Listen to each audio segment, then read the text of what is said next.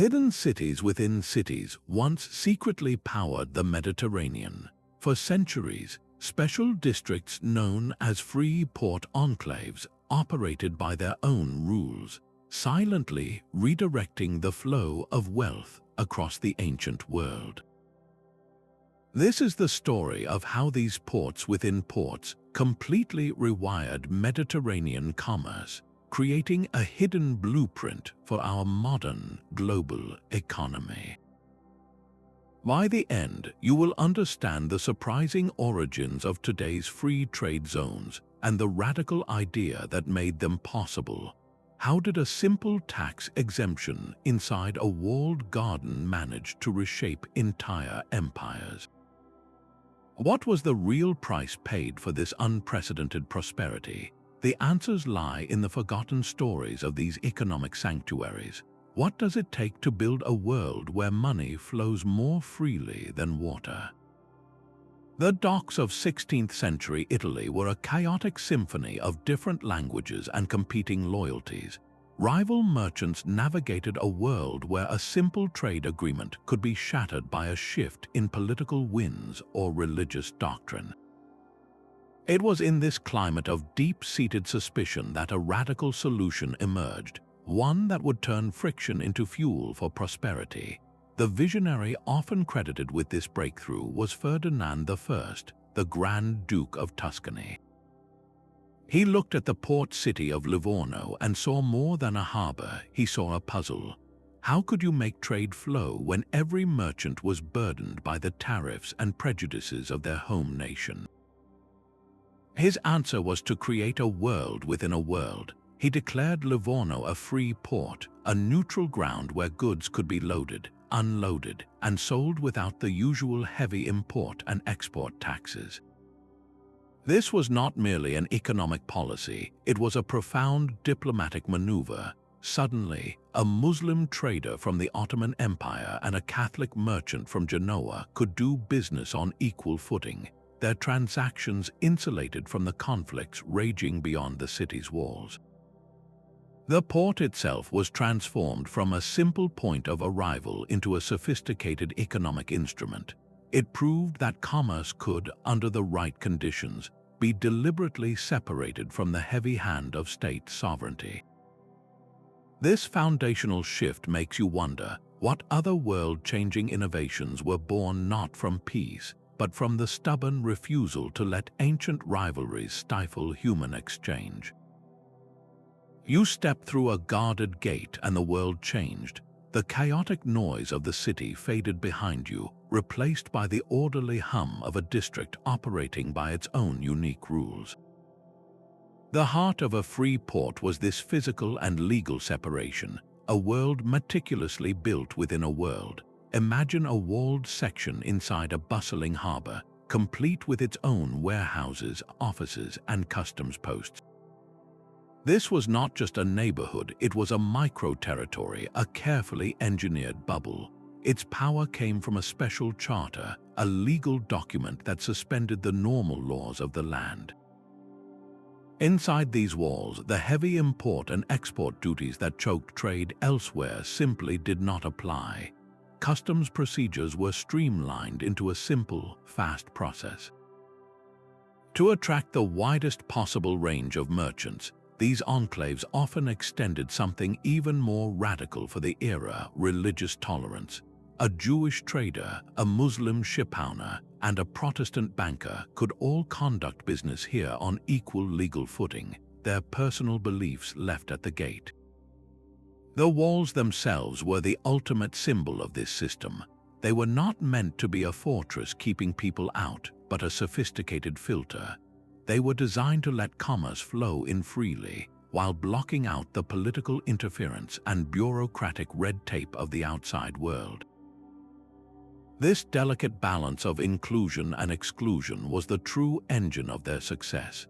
It makes you realize that building an island of economic freedom was never an accident.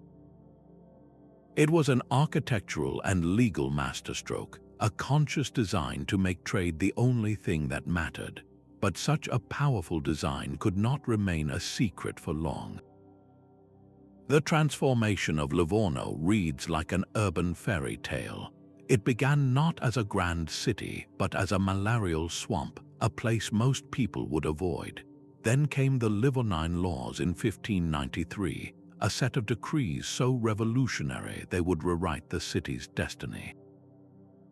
These laws were an open invitation to the world, promising safe conduct, religious freedom, and generous tax exemptions to merchants of any nation or faith. It was a promise of sanctuary in an age of persecution.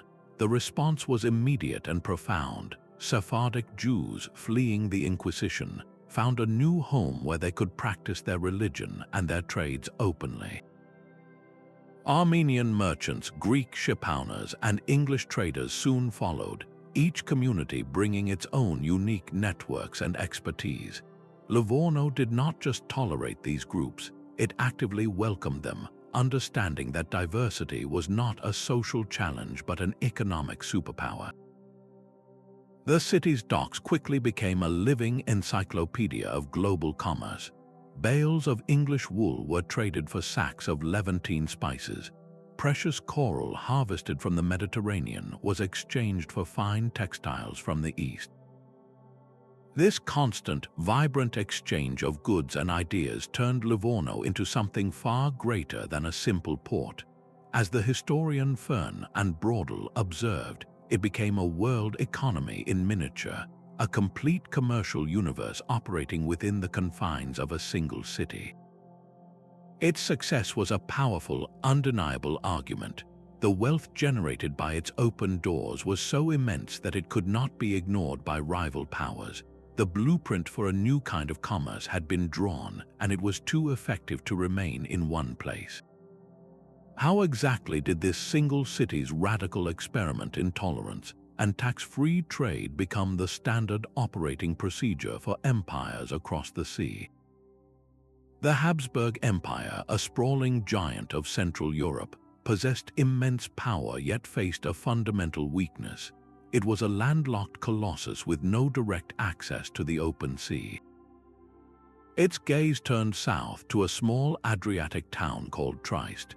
In 1719, the empire made a momentous declaration, transforming this modest port into a free port. This was not just an economic decision, it was an act of geopolitical survival, a direct challenge to the maritime dominance of their rival, Venice. The Habsburgs poured immense resources into this project, building not just docks but a vision. They constructed modern warehouses and streamlined the waterfront, creating infrastructure designed for efficiency on a grand scale. To attract the merchants and bankers needed to bring it all to life, they offered extensive privileges and a promise of stability. The strategy worked brilliantly. Trieste quickly became the empire's indispensable window to the world. Ships arrived laden with exotic goods like coffee, sugar, and cotton, which were then funneled north through a web of trade routes into the heart of Central Europe. This flow of commodities did more than just fill coffee houses and textile mills. It fundamentally integrated a continental empire into the burgeoning global economy. The city itself became a living testament to this new purpose, a cosmopolitan hub where Italian, German, and Slavic cultures met and mingled on the docks. Trieste's rise demonstrated a powerful new reality. It proved that even the most traditional land-based powers could not afford to ignore the sea.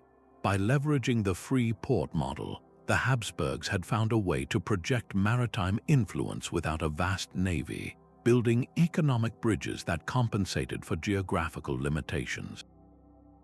This was state building through commerce, a clear lesson in how necessity could forge entirely new forms of economic invention. And as this model proved its worth from the Adriatic to the Tyrrhenian Sea, a crucial question began to surface. Who truly wielded power within these walled gardens of trade? Was it the emperors and grand dukes who built them, or the merchants and bankers who operated within their privileged confines? The real power within these walled cities was not held by the dukes or emperors, but by the people who moved through them. Behind every official charter and every stone warehouse stood the silent architects of this new commerce, the diasporic merchant communities. They were the human wiring that connected one free port to another, creating a circuit of trade that spanned the entire Mediterranean. Consider the Sephardic Jews exiled from Spain and Portugal. Their tragedy of displacement forged an unexpected strength, a network of trusted family and commercial contacts scattered across continents. In a free port like Livorno or the Ottoman hub of Smyrna, these merchants were indispensable. They spoke multiple languages, understood local customs from Alexandria to Amsterdam, and possessed a sophisticated grasp of finance that allowed them to move money and goods across borders with ease. This was a system built on trust and kinship, operating far faster than any royal courier. A merchant in Smyrna could receive a letter of credit from his cousin in Livorno, enabling him to purchase a shipment of goods long before his competitors even knew the ship had arrived. These networks functioned as a kind of early internet, a living web transmitting crucial market information, capital, and commodities with a reliability that states could only dream of. Their presence guaranteed the flow of wealth that made the free ports viable. In return, the enclaves offered these communities something priceless, a safe haven where they could live and work without persecution, a stable platform from which to manage their global operations. This was a perfect symbiotic relationship. The free ports provided the legal and physical framework, and the merchant networks provided the intelligence and capital that brought that framework to life. To understand how these enclaves truly worked, you must look past the treaties and into the bustling offices where a merchant calculated exchange rates, or the docks where a ship's captain received orders from a partner he had never met, but whose word was his bond. This hidden web of human connection was the true engine of the entire system, and as these networks grew more powerful and intertwined, they began to quietly reshape the very meaning of loyalty, identity, and profit in the ancient world. Even the throne of St. Peter could not resist the pull of profit. In the 16th century, the Papal States, a realm governed by unwavering religious doctrine, made a startlingly pragmatic decision. They transformed the Adriatic port of Ancona into a free port. This was a profound paradox, a theocratic power embracing a policy of economic liberalism to survive. Venice's dominance was siphoning away commercial traffic, and the papacy needed a solution. Ancona became their answer, a strategic attempt to lure that trade back into its sphere of influence. The arrangement was a study in careful compartmentalization. Within the city walls, Catholic orthodoxy remained the law of the land, but on the docks and in the warehouses, a different kind of freedom prevailed. The port offered the standard free port benefits, exemptions from the heavy tariffs that burdened other harbors. This economic invitation was specifically aimed at Levantine merchants, especially Greek and Jewish traders, who held the keys to commerce with the powerful Ottoman Empire. These were communities that, in other contexts, might have faced suspicion, yet here they were actively courted for their indispensable networks and expertise. Ancona quickly carved out a vital niche, specializing in the bulk trade of essential commodities. Shiploads of wheat from the Balkans, bales of wool, and precious skeins of silk flowed through its harbor, creating a commercial bridge linking the Italian peninsula to the east. The success of Ancona forces a difficult question. How does a state founded on religious absolutism justify such a clear compromise? The answer lies in the cold, hard calculus of economic necessity. Doctrinal purity was one thing, but a depleted treasury and a declining political influence were another. The Papal States discovered that faith alone could not fill its coffers or maintain its power. It had to bend ever so slightly to the relentless demands of the market. Ancona stands as a powerful testament to a universal truth that when survival is on the line, even the most rigid ideologies can find room for a pragmatic exception. This silent bargain between belief and business would echo far beyond the Adriatic, reaching a new empire rising in the east where a sultan would master the game they had all been playing. The true power of these walled enclaves was written not in stone but on parchment. A single sheet stamped with an official seal could suspend the laws of an entire kingdom. This was the legal alchemy that brought free ports to life, a complex fusion of royal decrees, international treaties, and local statutes. These documents created pockets of exceptional law, small zones where the normal rules of commerce and society were deliberately set aside. The most crucial element was the suspension of customs law. Inside the free port, the heavy import and export duties that choked trade elsewhere simply vanished. Merchants could unload, store, and resell their goods without the constant fear of a royal tax collector seizing a portion of their cargo. But the innovation went far deeper than just tax breaks. Many charters granted foreign merchant communities significant rights of self-governance. They were often allowed to elect their own consuls to settle internal disputes according to their own customs and laws. This created a remarkable situation known as legal pluralism, where multiple legal systems coexisted within the borders of a single sovereign territory. Imagine a Catholic merchant from Genoa and a Jewish trader from Istanbul striking a deal on the docks of Livorno. Their contract might be governed by a unique set of commercial laws specific to the free port, while any dispute between them could be settled by a panel of their merchant peers, completely separate from the Duke's own courts. As scholars like Lauren Benton have illustrated, this layered and often contested jurisdiction was a defining feature of early modern empires.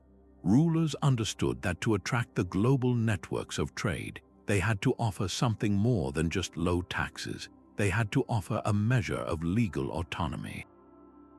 The free port was a masterclass in negotiated authority. The Grand Duke or Emperor retained ultimate sovereignty over the land, but they willingly shared slices of their judicial power with the merchants who generated their wealth.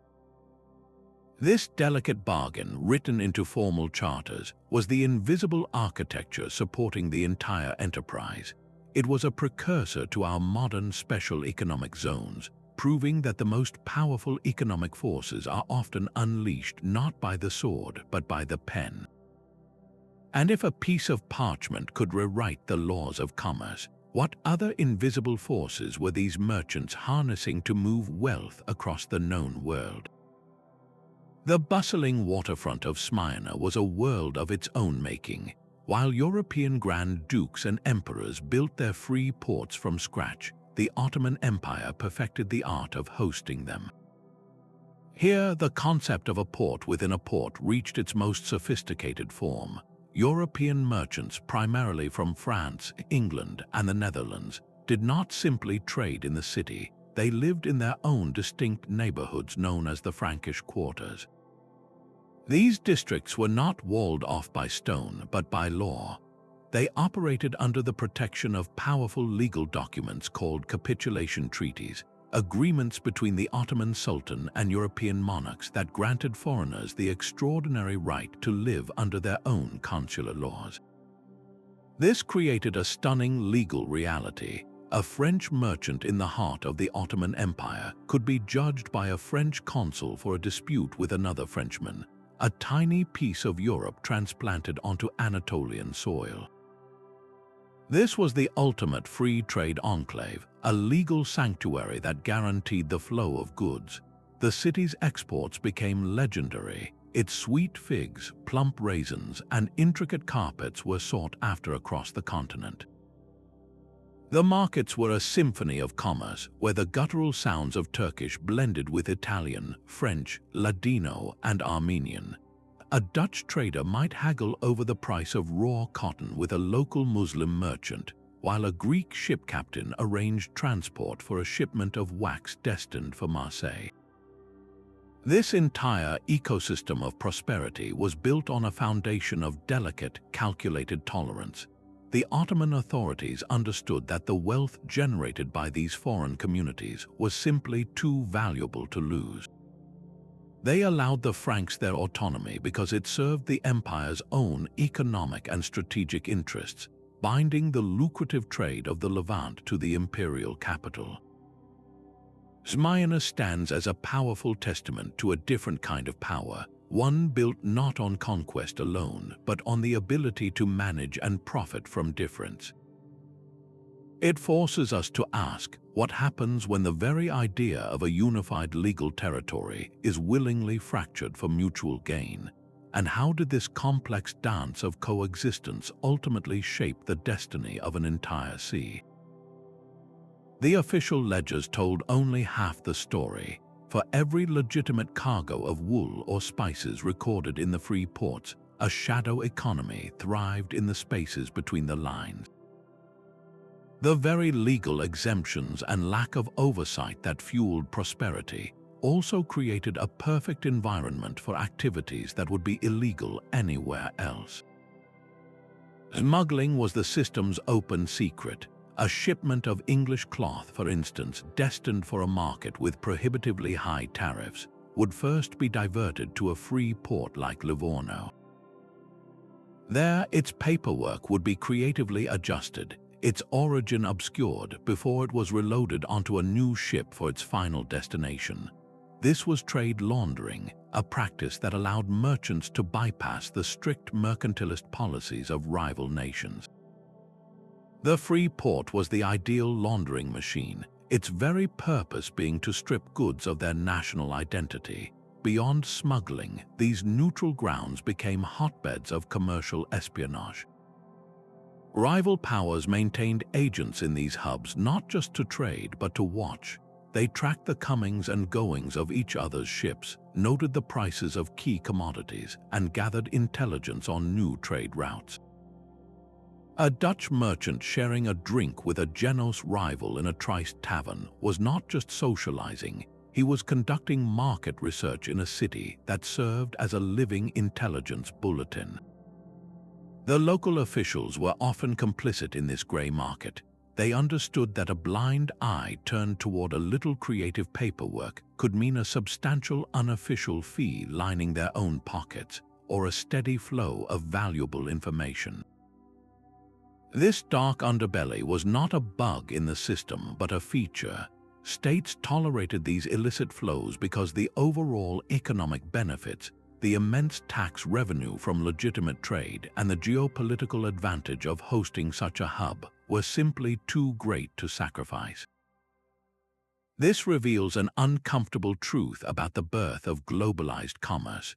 The rewiring of the Mediterranean was not a clean, lawful process engineered in royal courts.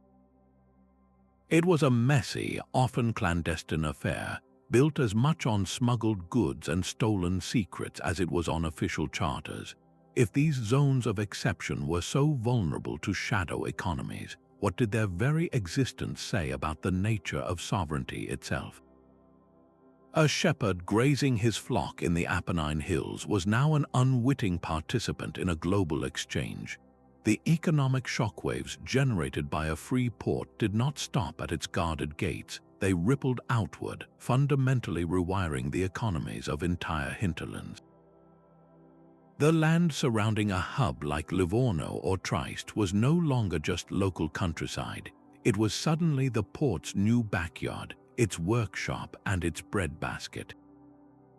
Farmers who for generations had grown wheat for their village began to shift their fields toward lucrative cash crops like olives for oil or grapes for wine, commodities that could be loaded onto ships and sold for a premium in Northern Europe. Local artisans, too, felt the pull.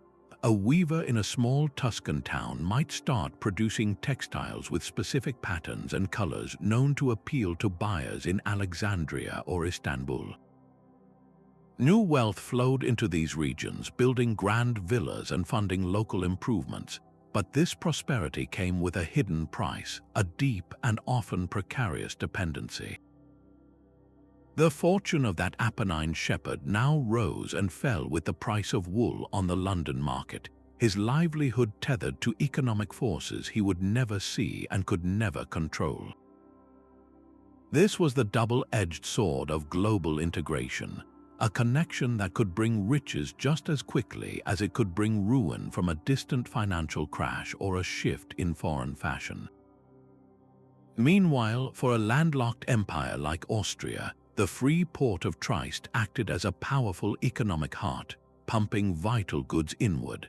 Ships arriving from across the Mediterranean disgorged colonial products like coffee and sugar, which then traveled up the new roads and rivers being built to feed the empire's interior. This influx did more than just satisfy new consumer tastes, it stimulated local industry. A workshop in Vienna might use imported cotton from Trieste to produce textiles, which could then be sent back out through the same port for export.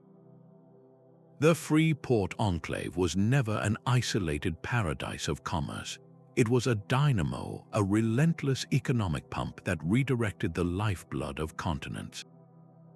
It bound the fate of a mountain shepherd to the decisions of a London merchant, creating a web of interdependence that was both fragile and revolutionary. This silent rewiring of local and global was perhaps its most enduring legacy, a blueprint for the connected and vulnerable world we live in today. A free port charter was a weapon as potent as any fleet of warships. When a ruler like the Grand Duke of Tuscany declared Livorno a free port, he was not merely making a domestic policy change.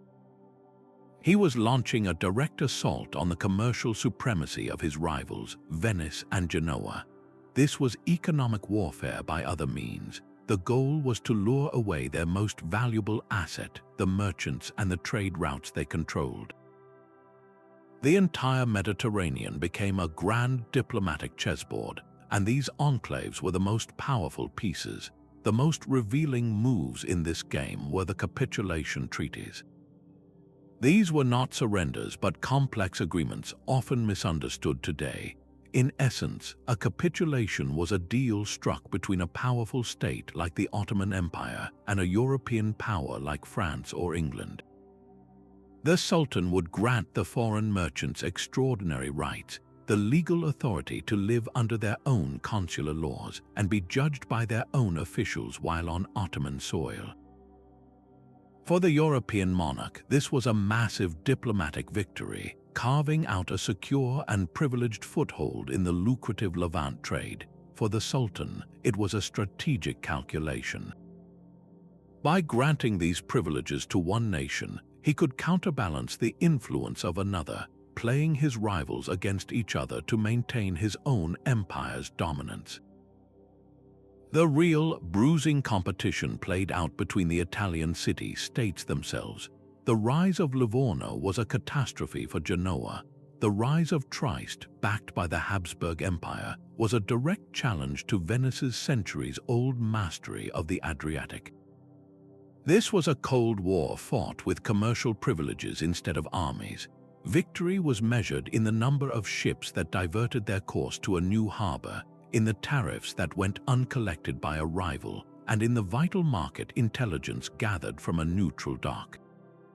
Controlling a key free port meant you could subtly bend the flow of global commerce to your will, projecting soft power across thousands of miles of sea. The charter that established one of these zones was not just an economic document. It was a statement of intent, a carefully crafted instrument of foreign policy that could reshape alliances and redraw the map of influence without a single shot being fired. The crowded streets of a free port sounded nothing like the nations that surrounded it. Your ear would catch the flowing cadence of Italian, the guttural tones of Turkish, the ancient rhythms of Greek and Arabic, all woven together with the unique melody of Ladino spoken by Sephardic Jews. This was not just a marketplace, it was a living experiment in human coexistence. Different religions, customs, and entire worldviews were forced into constant, intimate contact. A Greek Orthodox priest might pass a Muslim merchant on his way to the docks, while a Jewish moneylayer negotiated a contract with a Catholic ship captain. The tolerance that allowed this was usually a matter of cold, hard business, not high-minded philosophy. Yet this pragmatic arrangement yielded unexpectedly rich social fruit. Intermarriage between communities, while not always officially sanctioned, happened. Culinary traditions bled into one another, with spices from the Levant finding their way into local Italian dishes. A hybrid language known as lingua franca evolved on the docks, a rough and ready pidgin of Italian, Spanish, Greek, and Arabic that allowed a Portuguese sailor and an Egyptian trader to strike a deal. But this coexistence was a fragile artifact, not a natural state. It was punctuated by moments of tension and outright violence, when underlying prejudices boiled over into riots or when a shift in international politics shattered the delicate peace. The free port was a pressure cooker of early globalization, demonstrating both the astonishing creativity and the deep-seated friction that arises when worlds are thrown together. The vibrant cultural dynamism you could feel in the air was not a happy accident. It was a direct and often unpredictable product of the same economic system that filled the warehouses with silk and the coffers with gold.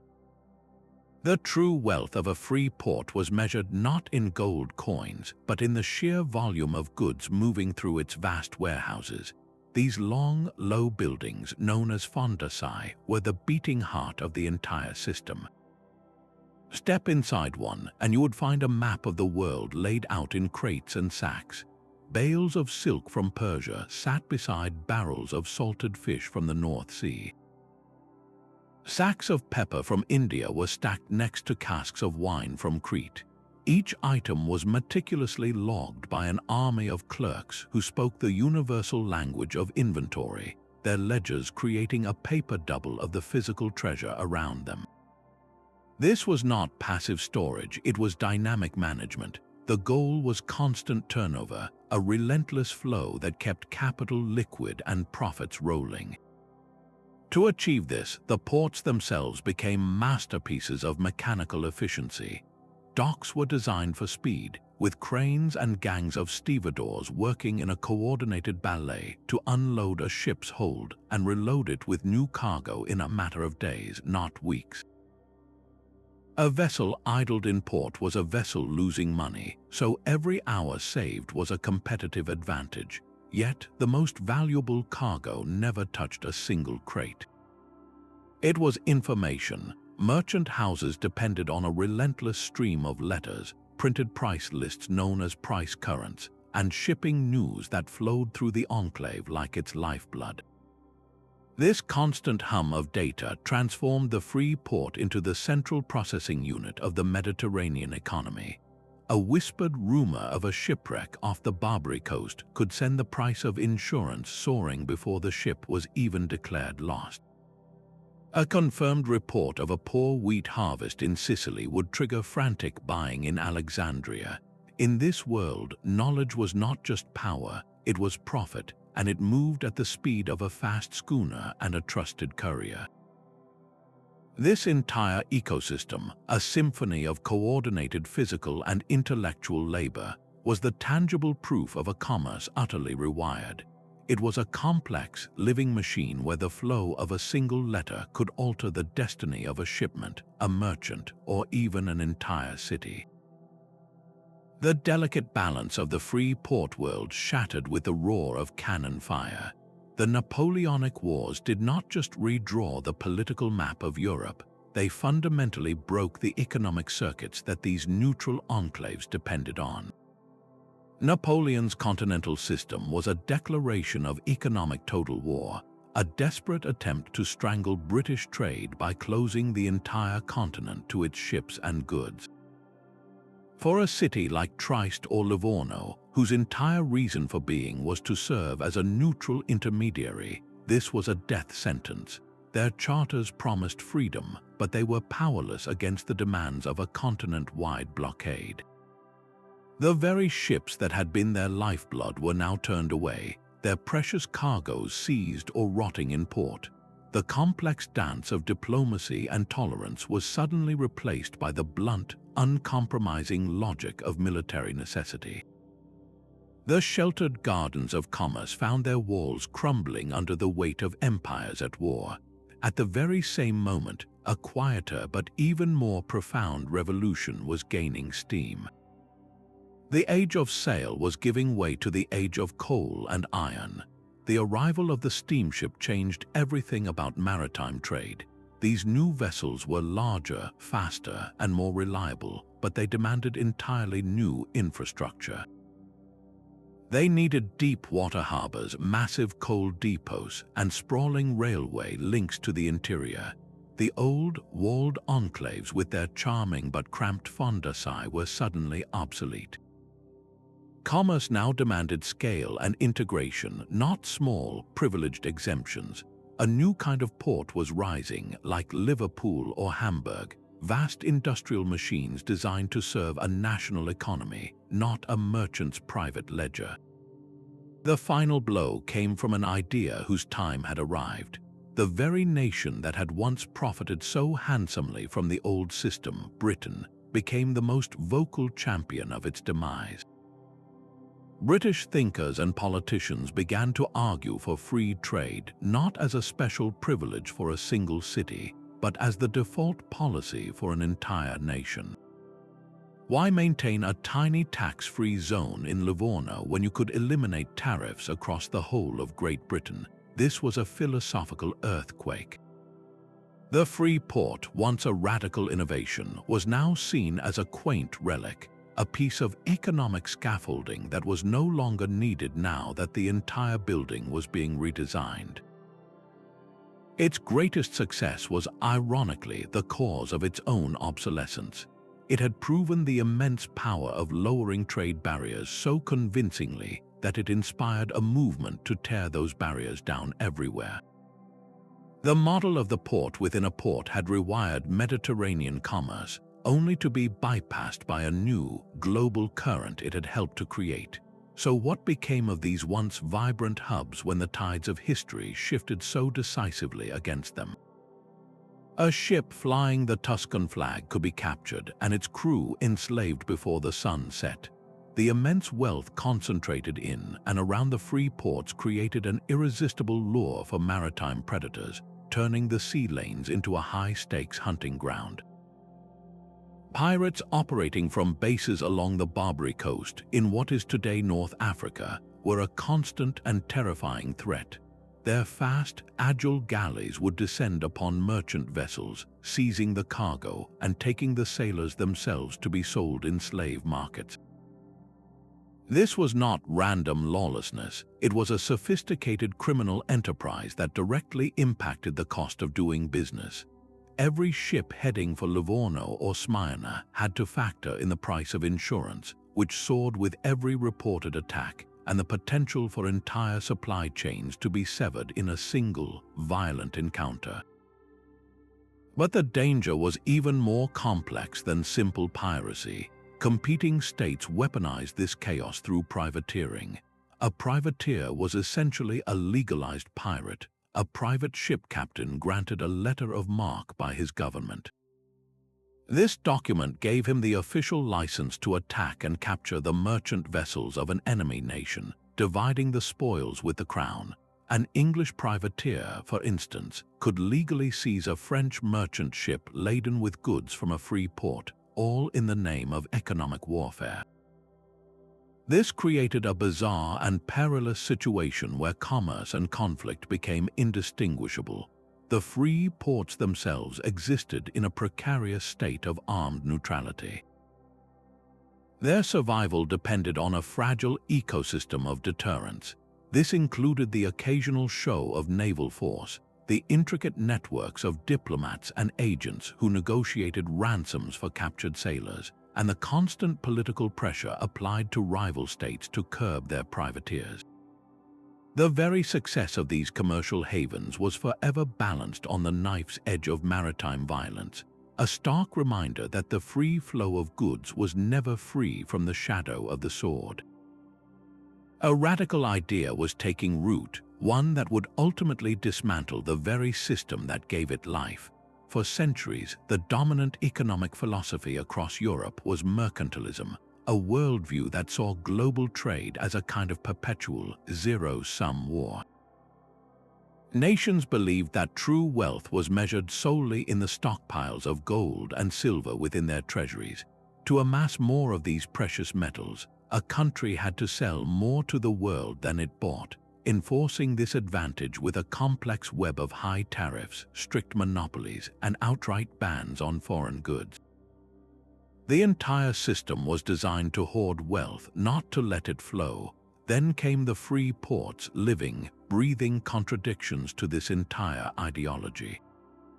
Cities like Livorno and Trieste were not hoarding wealth, they were generating immense prosperity by doing the exact opposite. They threw their doors open, slashed tariffs, and invited the world in. The result was not poverty, but unprecedented riches. These enclaves became a powerful, real-world argument that wealth was not a finite pile of gold to be guarded, but something that could be created and expanded through the sheer act of exchange and circulation. A merchant's profit did not have to be a kingdom's loss.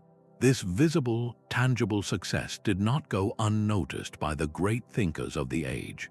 While he never explicitly cited a specific free port, the philosopher Adam Smith was building his case for free trade at the very moment these enclaves were at their peak. His seminal work, The Wealth of Nations, argued powerfully against mercantilist dogma, championing instead the invisible hand of the market.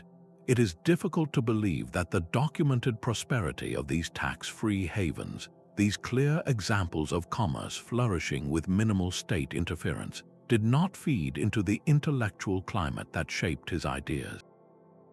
The free ports served as a crucial, practical bridge.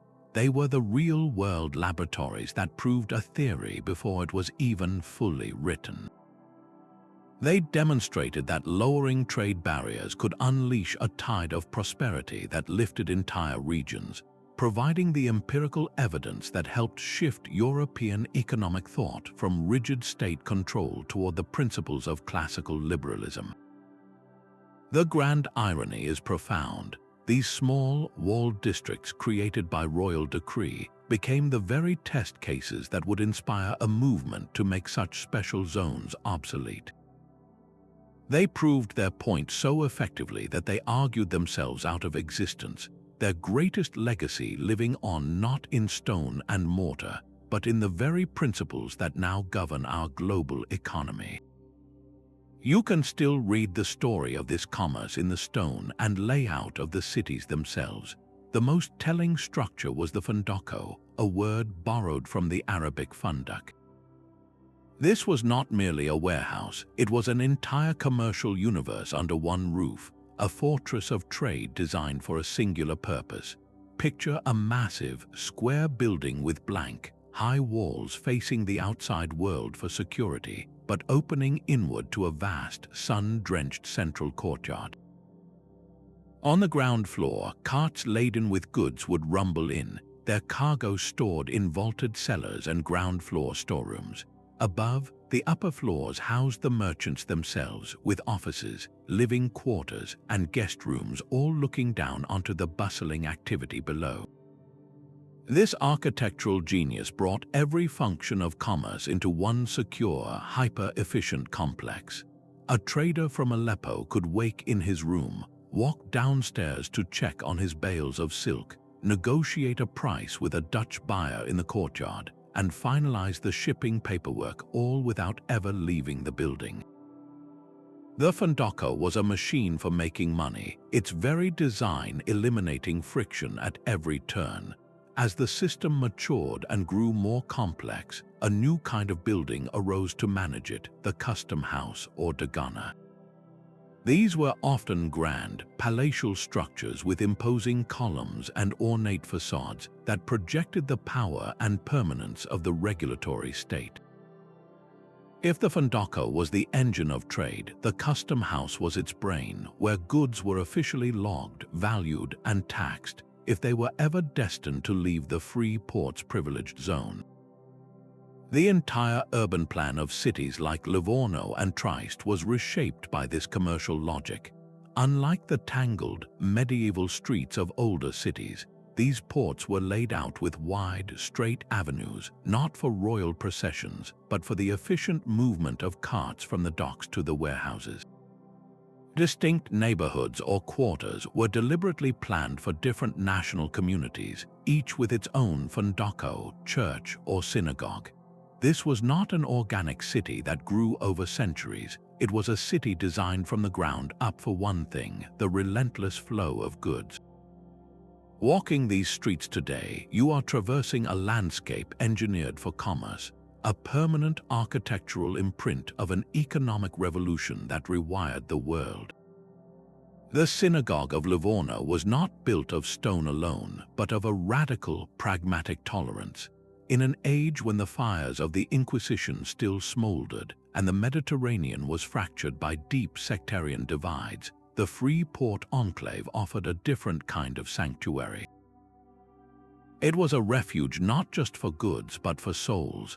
Here, a degree of religious practice was permitted that was unthinkable just beyond the city gates. For the Jewish community of Livorno, this meant the extraordinary right to build a grand synagogue and worship openly, a stunning exception in the heart of Counter-Reformation Italy. In the Ottoman city of Smyrna, the same principle applied in reverse. European Christian merchants living in their Frankish quarters were permitted to build their own churches and observe their faith, a concession rarely granted elsewhere in the Muslim world. This was not, however, born from a sudden wave of Enlightenment philosophy. It was a cold, calculated economic policy. The most skilled and well-connected merchant diasporas were often religious minorities: Sephardic Jews, Armenian Christians, Greek Orthodox traders, people who were persecuted or restricted in their homelands. To attract these human engines of commerce, a ruler had to offer something priceless: a space where they could live and worship without fear. The tolerance was a transaction, the price of admission for their networks and their capital. The enclave thus became a unique social experiment, a space where the pursuit of profit temporarily overruled the demands of strict piety. It forged a pragmatic modus vivendi, a way of life that allowed business to flow across the deepest ideological chasms. A Catholic merchant and a Jewish banker could negotiate a contract, their shared interest in a successful voyage creating a bond that transcended the doctrinal wars of the outside world. This fragile truce between faith and commerce asks a difficult question of us today. How many of our modern freedoms, now considered fundamental rights, began not as moral victories, but as simple, practical necessities for making money? The docks of a free port echoed with the distinct clink of a dozen different currencies. Spanish silver pieces of 8, gleaming Venetian gold ducats, and heavy Ottoman piasters all changed hands in the same market square, creating a chaotic symphony of competing values. For a merchant, this was a daily crisis. How could you agree on a price for a shipment of silk when the very metal in your purses held different worths? This monetary cacophony forced the creation of a sophisticated financial ecosystem right on the waterfront. The first essential figures were the money changers, seated at their benches with scales and touchstones. They were the human calculators of the age, experts who could assess the precise silver content of a coin, account for its wear, and quote a fair exchange rate on the spot. Their benches or banchai gave us the very word bank, but their work was just the beginning. The real breakthrough was the bill of exchange, a piece of parchment that functioned like a modern check or wire transfer. Here is how it worked. A merchant in Livorno could deposit a sum of gold with a local banker. In return, he received a bill of exchange, a written order instructing the banker's partner in, say, Alexandria, to pay a specific amount to a third party. The merchant would then send this single, lightweight document with a trusted courier. Upon its arrival, his business associate in Egypt could collect the funds directly from the local representative. This elegant system meant that immense fortunes could cross the Mediterranean without a single coin ever being exposed to the dangers of shipwreck or pirates. The free ports, with their reputation for stability and neutrality, became the central clearinghouses where these complex transactions were settled. A French merchant and an English trader, whose nations might be at war, could settle their accounts through a trusted Jewish banker in Trieste, their financial obligations honored in a space where commerce trumped conflict. These financial instruments were the essential software for the hardware of rewired commerce. The new ships, warehouses, and legal charters provided the physical structure, but it was the bills of exchange, letters of credit, and sophisticated banking networks that gave the system its lifeblood. They enabled the trust and liquidity that made global trade on such a scale possible. This hidden financial architecture prompts a deeper question. How did the very concept of money itself evolve when it was forced to become as fluid and borderless as the trade it served? The shimmering wealth of the free ports cast a long, dark shadow. For every bale of silk unloaded on the docks, there was a hidden debt being paid in the surrounding countryside and along the city's own back alleys. The sheer scale of this commercial machine demanded constant fuel, and the primary fuel was wood. The Mediterranean's great forests began to recede to meet the demand. Shipyards required endless timber for repairs and to build new vessels, while the city itself consumed vast quantities of wood for construction and for the braziers heating its bustling workshops. This relentless consumption slowly stripped the hillsides, leaving the land more vulnerable to erosion and altering local climates in ways no one at the time could fully comprehend. Inside the city walls, the air itself bore the mark of industry. The workshops that processed raw materials filled the narrow streets with a haze of smoke and the pungent smell of boiling animal hides from tanneries. The intricate carving of precious coral, a specialty of Livorno, created a fine, dusty mist that hung in the air, while the dyeing of textiles released chemical runoff into the local waterways. This was not a clean, abstract prosperity. It was a tangible, grimy reality. To house the influx of people drawn by this economic miracle, cities expanded at a frantic, often chaotic pace. Makeshift neighborhoods sprung up without proper sanitation, leading to overcrowding and the constant threat of disease. The very success that brought silks and spices also brought sewage and smog, creating public health crises that plagued these wealthy hubs. The free port model was a powerful engine of economic integration, but it was also an early, stark lesson in ecological integration.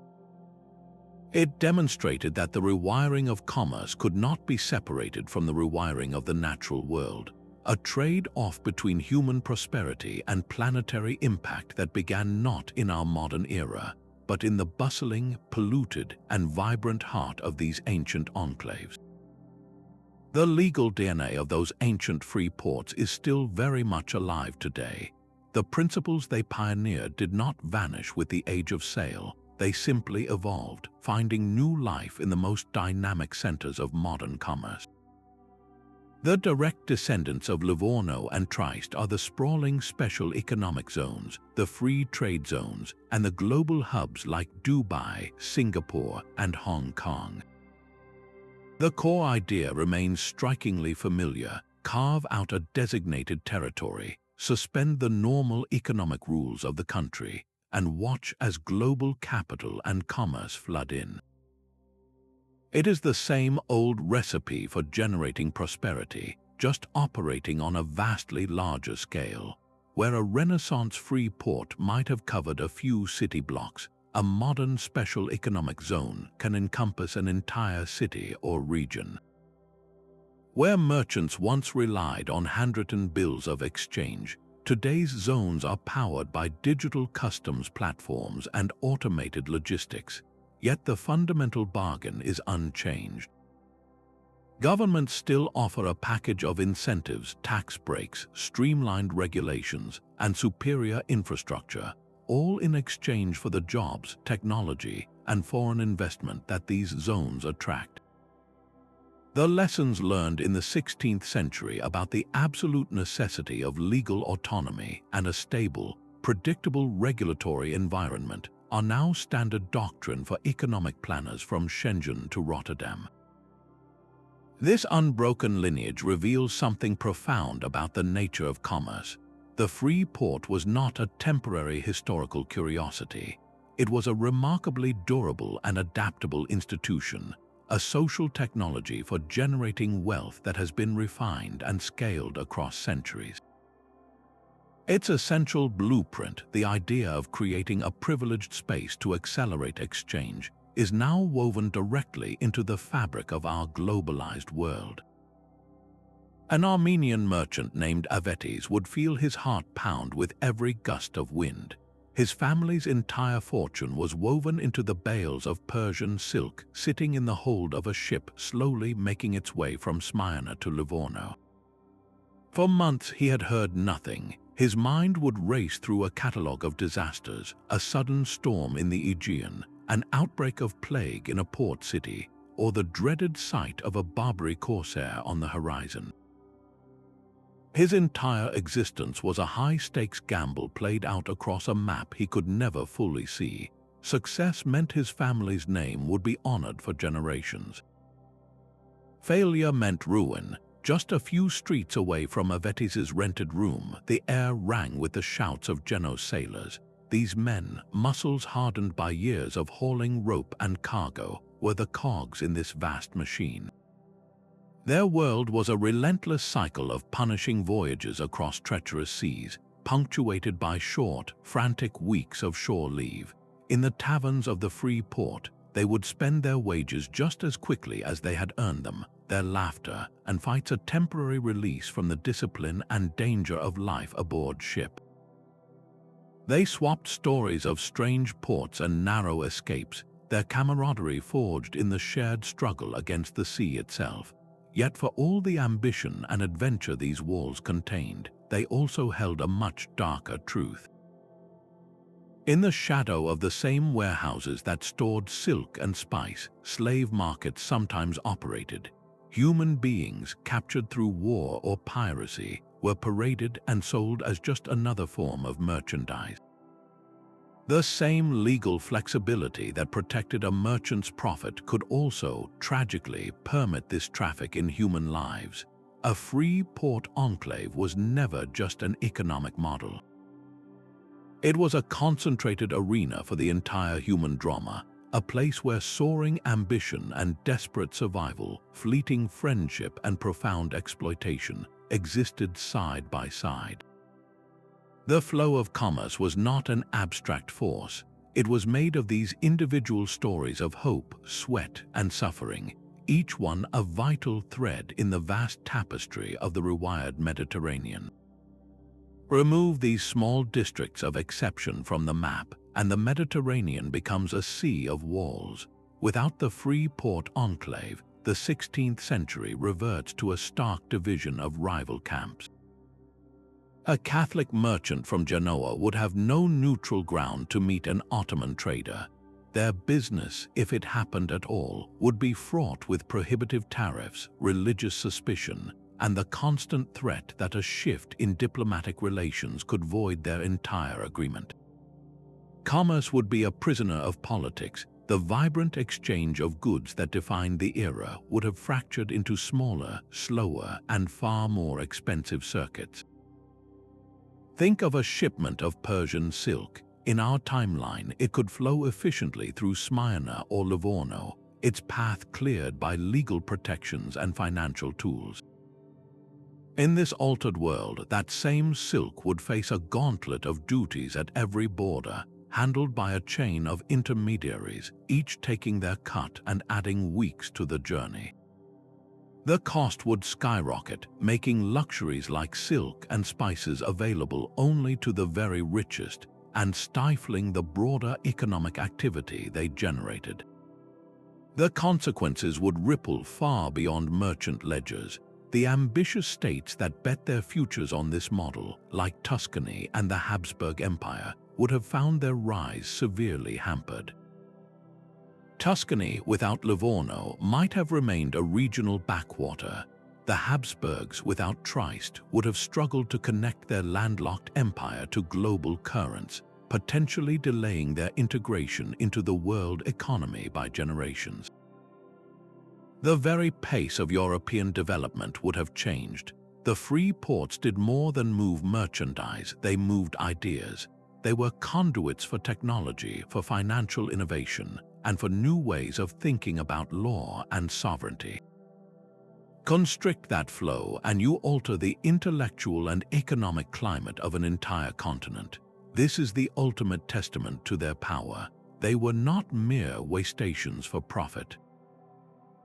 They were the critical catalysts that rewired a system, proving that sometimes the smallest spaces can hold the greatest power to change the world. The story of these ports within ports is ultimately a story about the architecture of ideas. They were far more than simple tax havens. They were the very crucibles where our modern global economy was first forged. In the smoke-filled offices of Livorno and the bustling Fondaco of Smyrna, a new economic reality was hammered out, one that proved the immense power of open trade, legal innovation, and raw cultural pragmatism. These walled gardens taught a fractured world a revolutionary lesson that true wealth could be generated through connection, not through conquest. The legacy of that lesson is all around us. It lives on in the sprawling special economic zones of our era and in the very principles of our deeply interconnected world. This hidden history reminds us that the most powerful forces of change are rarely armies or edicts. They are ideas given